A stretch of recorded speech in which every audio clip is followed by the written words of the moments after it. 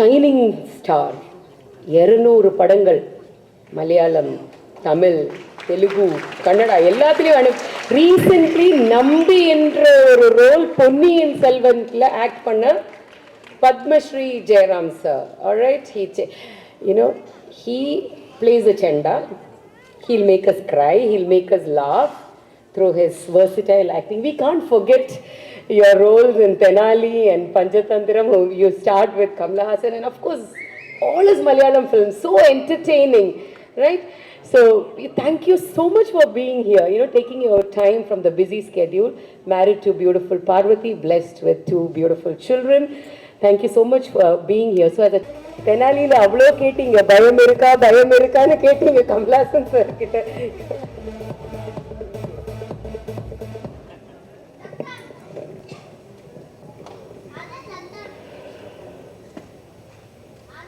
என் தாய்மொழியான தமிழுக்கு என் முதல் வணக்கம்.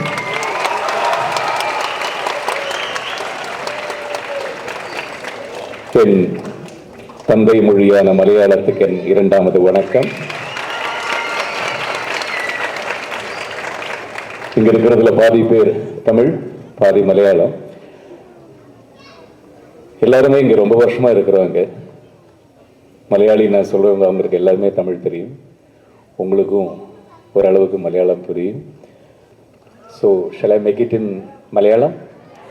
Okay, with your permission. Thank you. 30 വർഷങ്ങൾക്ക് മുമ്പ്, എൻ്റെ ഓർമ്മ ശരിയാണെങ്കിൽ ഏകദേശം 30 വർഷങ്ങൾക്ക് മുമ്പ് ട്രിവാൻഡ്രത്ത് മാജിക് അക്കാഡമിയും കേരള ഗവൺമെൻറ്റും ചേർന്ന് 5 ദിവസം നീണ്ടു നിൽക്കുന്ന ഒരു മാജിക് ഫെസ്റ്റിവൽ സംഘടിപ്പിച്ചു.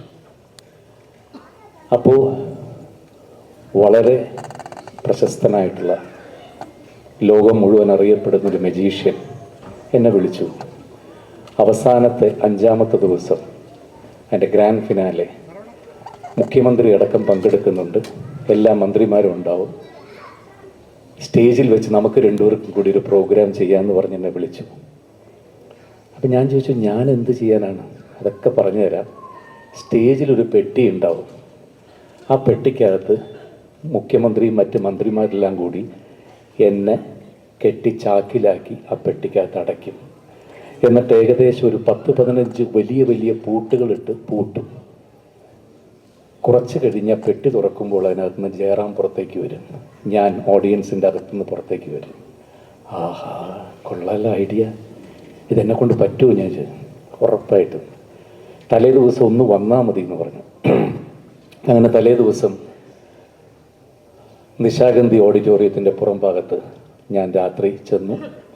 ചെറിയൊരു ഷോർട്ട്സും ഒരു ടീഷർട്ടും മാത്രമാണ് ഇട്ടിരുന്നത്. ഇത് മാജിക് എന്ന് പറയുന്നത് വേറെ വിസ്മയമല്ല, നമ്മളൊരു മാൻമെയ്ഡാണ്. ഒരു മനുഷ്യൻ നമ്മളുടെ കണ്ണുകളെ ഒരു സെക്കൻഡ് ബ്ലാങ്ക് ആക്കി കളയുന്ന ഒന്നാണ്. അത് അദ്ദേഹത്തിൻ്റെ കഴിവ്. അപ്പോൾ അതെങ്ങനെയാണ് അതിൻ്റെ ട്രിക്ക്, അതൊന്നും ഞാൻ പറയുന്നില്ല, അതൊന്നും നമ്മൾ റിവീൽ ചെയ്യാൻ പാടില്ല. പക്ഷേ ഒരു പെട്ടിക്കകത്ത് അദ്ദേഹം കയറി ആ പെട്ടി അടയ്ക്കുന്ന സമയത്ത് അദ്ദേഹം അകത്ത് വരികയും അദ്ദേഹം പുറത്തേക്ക് വരികയും അതേ ടൈമിൽ ഞാൻ അകത്ത് പോവുകയും വേണം. ഈ ഒരു സെക്കൻഡിൽ നടക്കേണ്ട ഒരു കാര്യമാണ്. അത് തലേ ദിവസം പെട്ടെന്ന് പോയി ഒരു വിധത്തിൽ ഒപ്പിച്ചെടുത്തു. അതിൻ്റെ ഏറ്റവും വലിയതെന്ന് വെച്ചാൽ എനിക്ക് 6 അടി പൊക്കമുണ്ട്, പെട്ടി ഇത്ര ഉണ്ടാവും. ഒരു ഗർഭത്തിൽ കിടക്കുന്ന ഒരു കുട്ടിയില്ലേ, അതേപോലെ വളഞ്ഞ് ചുരുണ്ടാണ് ഞാൻ അതിനകത്ത് കയറിയത്. എങ്ങനെ കയറിയെന്നറിയില്ല.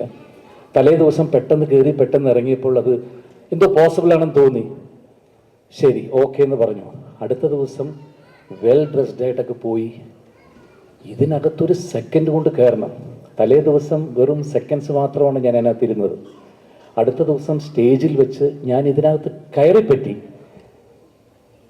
പക്ഷേ അത് കഴിഞ്ഞിട്ടാണ് ഈ 10 പൂട്ടുകൾ ഇട്ടത് പൂട്ടുന്നൊരു സമയം ഓരോ മന്ത്രിമാരായിട്ട് കയറി വരും. എനിക്ക് ശ്വാസം മുട്ടിത്തുടങ്ങി, ഇതിനകത്ത് കിടക്കാൻ പറ്റുന്നില്ല. നിലവിളിച്ചാൽ പോലും പുറത്ത് കേൾക്കില്ല. പെട്ടിയുടെ ഒരു വലിപ്പം എത്രയുണ്ടായിട്ട് ഞാൻ വിചാരിച്ചു ചത്തു ഇതിനകത്ത് കിടന്നു. സത്യമാണ് പറയുന്നത്. മരണം ഇങ്ങനെ കുറച്ചായിട്ട് എൻ്റെ മുമ്പിലേക്ക് വന്നുകൂടി. കാരണം ഇതൊരു 5 മിനിറ്റായി 6 മിനിറ്റ്, തലേ ദിവസം മറ്റേ സെക്കൻഡ്സ് കയറി പുറത്തേക്ക് വന്നതാണ്. ഇതെല്ലാം കഴിഞ്ഞ് ഞാൻ ചത്തു എന്ന് വിചാരിച്ചിരിക്കുന്ന സമയത്താണ് മുഖ്യമന്ത്രിയെ സ്റ്റേജിലേക്ക് വിളിക്കുന്നത്. ബഹുമാനപ്പെട്ട മുഖ്യമന്ത്രി സ്റ്റേജിലേക്ക് വരുന്നു. മാജിക് അക്കാഡമിയെക്കുറിച്ച്, കേരള സർക്കാരിനെ കുറിച്ച് ഇതൊക്കെ ഒരു 15-20 പേര് അദ്ദേഹം സംസാരിക്കുന്നു. ഇത് മുഴുവൻ കേട്ട് ഞാൻ ആ പെട്ടിക്കകത്ത് കിടക്കുക. തീർന്നു, ചത്തു. ഞാൻ ഉറപ്പിച്ചു മരണം ഇവിടെ വെച്ചാണ് എൻ്റെ ജീവിതത്തിൽ. അങ്ങനെ അതിൻ്റെ അവസാനം എങ്ങനെയോ അദ്ദേഹത്തിൻ്റെ മാജിക് അക്കാഡമിയിലുള്ള ആളുകൾ ചെന്ന് പറയുകയും പൂട്ടെല്ലാം തുറന്ന് ജീവനോടുകൂടി പുറത്തു വരാൻ എനിക്ക് സാധിച്ചു. അന്ന് എന്നെ പെട്ടിക്കകത്തിട്ട് കൊല്ലാൻ ശ്രമിച്ച മാന്ത്രികനായ ശ്രീ ഗോപിനാഥ് മുതുകാട് അവറുകൾ,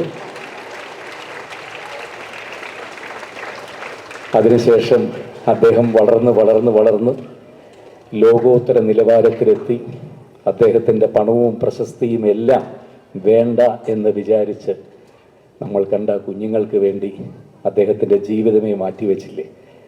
അത് കാലാണെന്ന് കരുതി ഞാൻ തൊട്ടതായിട്ട് കരുതുക. നമസ്കാരം. മറ്റ് വേദിയിലിരിക്കുന്ന പറയേണ്ട കാര്യമില്ല, എല്ലാവരും നിങ്ങളുടെ സുപരിചിതമായിട്ടുള്ള വ്യക്തിത്വങ്ങളാണ്. അത് all the dignitaries on the Diaz. എന്തായാലും ഇന്നത്തെ ഈ ദിവസം ജീവിതത്തിൽ ഏറ്റവും കൂടുതൽ ഓർമ്മയിൽ തങ്ങി നിൽക്കുന്ന, അല്ലെങ്കിൽ ഏറ്റവും കൂടുതൽ സന്തോഷിക്കുന്ന ദിവസങ്ങളിലൊന്നാണ്. എന്തുകൊണ്ടാണ് ശ്രീ മുതുകാട് ഇത്രയും കാലം എന്നെ അങ്ങോട്ടേക്ക് ക്ഷണിക്കാത്തതെന്നുള്ളത് ഞാൻ കുറേ നേരമായിട്ട് അവിടെ ഇരുന്ന് ആലോചിക്കുകയായിരുന്നു.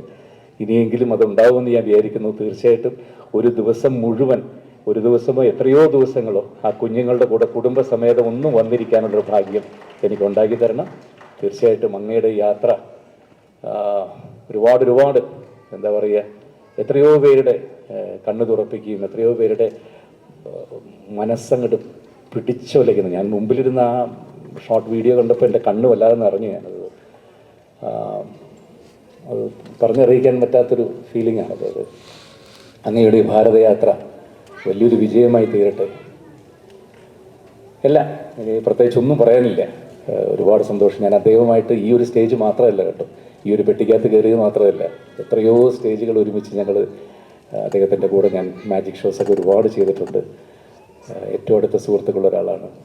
കൂടാതെ എൻ്റെ വല്യച്ഛനായിട്ടുള്ള ശ്രീ മലയാറ്റൂർ രാമകൃഷ്ണൻ്റെ, അദ്ദേഹം ഒരുപാട് പ്രോഗ്രാം മലയാറ്റൂർ സാറായിട്ട് ചേർന്നൊക്കെ ചെയ്തിട്ടുണ്ട്. മാജിക് അക്കാഡമിയുടെ മുമ്പോട്ടുള്ള യാത്രയ്ക്ക് ഒരുപാട് ഹെൽപ്പ് ചെയ്തിട്ടുള്ളതാണ് മലയാറ്റൂരൊക്കെ. സോ ആ കാലഘട്ടത്തിൽ ഞാൻ ട്രിവാൻഡ്രത്ത് പോകുമ്പോൾ ഞങ്ങൾ തമ്മിൽ നിത്യം കാണുകയും ഒരുപാട് കാര്യങ്ങൾ ഡിസ്കസ് ചെയ്യുകയും ഒക്കെ ചെയ്യാറുണ്ട്. എന്തായാലും ഇന്ന് എന്നെ ഇങ്ങോട്ടേക്ക് ക്ഷണിച്ച പ്രവീണിനും ഗോപാലേട്ടനും ഒക്കെ ഞാൻ എത്ര നന്ദി പറഞ്ഞാലും മതിയാവില്ല. CTMയുടെ ബാക്കിയുള്ള എല്ലാവർക്കും, നന്ദഗോവിന്ദ് തൊട്ട് അനൂപ്, എല്ലാവരോടും നന്ദി എന്ന വാക്ക് മാത്രമാണ് എനിക്ക് പറയാനുള്ളത്.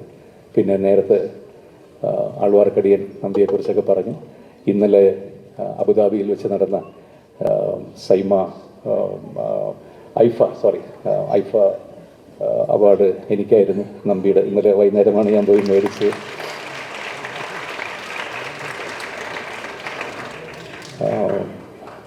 ഒരുപാട് സന്തോഷം. എല്ലാവർക്കും എല്ലാ നന്മകളും നേരുന്നു. Thank you once again. Jai Hind. நான் தமிழில் பேசாது தப்பாக எடுத்துக்காதீங்க. இது ஏதாவது இருக்கிறதுல பாதி வேறாக இருக்கிறதுனால தான் மலையாளத்தில் பேசுகிறேன். ரொம்ப சந்தோஷம். எல்லாருக்கும் வணக்கம். தேங்க்யூ. Sukanya, welcome. எல்லாருக்கும் வணக்கம்.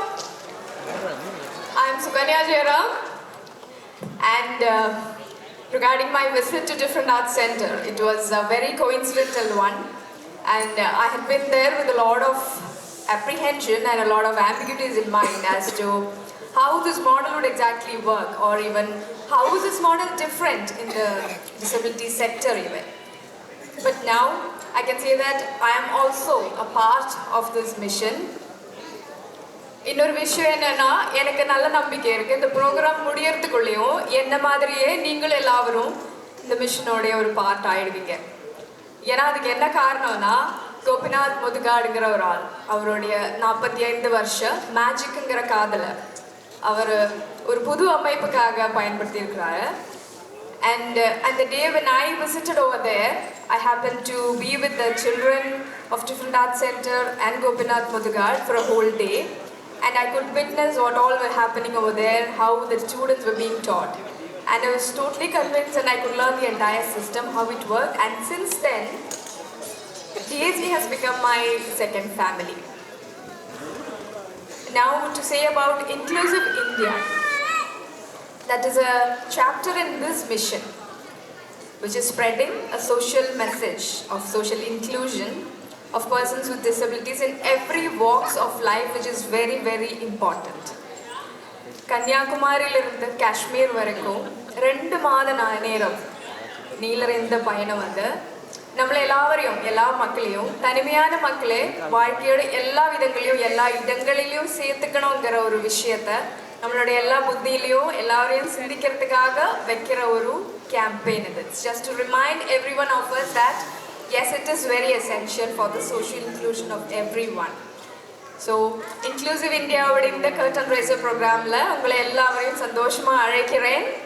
Welcoming one and all from my side to the curtain raiser program of Inclusive India. And taking back a few moments that I had the other day, I was guided to a place where it was in the name of a composer who had transformed his deafness into a symphony of music. Who could it be? Yes, that's Beethoven. So the center was the name of Beethoven. It was Beethoven Bangalore. It was a place where the students were taught music. One of the training venues, it was the training centers in DAC.